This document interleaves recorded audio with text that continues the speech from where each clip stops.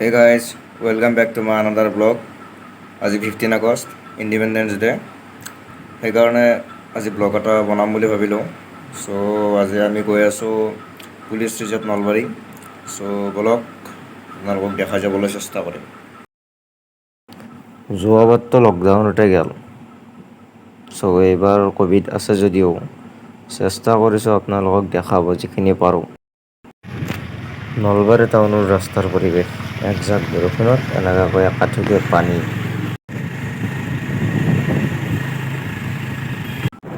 নলবাৰী টাউনত এখন নতুনকৈ অভাৰব্ৰিজ বনাই আছে।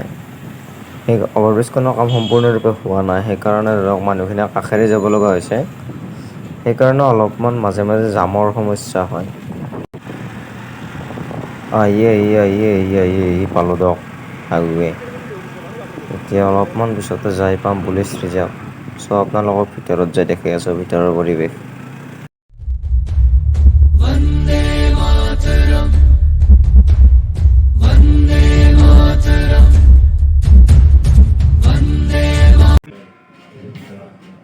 ইয়াত প্ৰতি বছৰে এনেকুৱাকৈ স্বাধীনতা দিৱস উদযাপন কৰা হয়। আজিও ইয়াত নলবাৰী জিলাৰ বিধায়ক জয়ন্ত মল্ল ছাৰ আৰু পি.জি. হাজৰিকা ছাৰ আহি পতাকা উত্তোলন কৰে।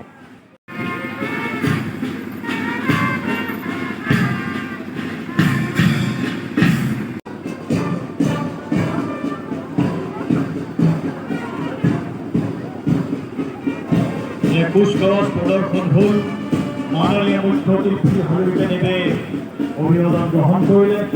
এতিয়া আমি আমাৰ মুখ্যমন্ত্ৰী মহোদয়ক আসন গ্ৰহণ কৰিবৰ বাবে আহ্বান জনাইছোঁ।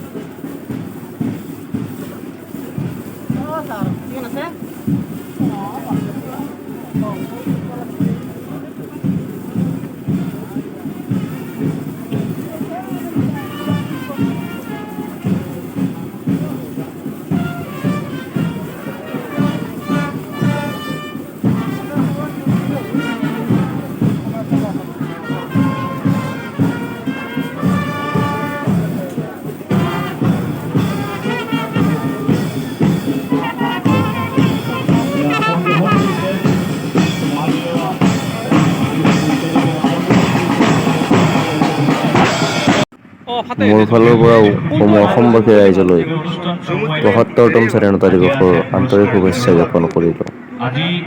হে গাইজ, ইণ্ডিপেণ্ডেন্স ডে উপলক্ষে আমি আহিছিলোঁ আপোনাৰ পুলিচ ৰিজাৰ্ভ সৰিয়াতলি। তাত আপোনাৰ আহিলোঁ। চ' আপোনালোকৰ মাজৰ ক্লিপখিনি বাৰু আপোনালোকে দেখা হ'ব। চ' যদি ভিডিঅ'টো চাই ভাল লাগে লাইক কমেণ্ট শ্বেয়াৰ কৰিব, আৰু যদি নতুন আপোনালোকৰ চেনেলটো তেতিয়াহ'লে চেনেলটো ছাবস্ক্ৰাইব কৰিব। ধন্যবাদ। জয় অসম।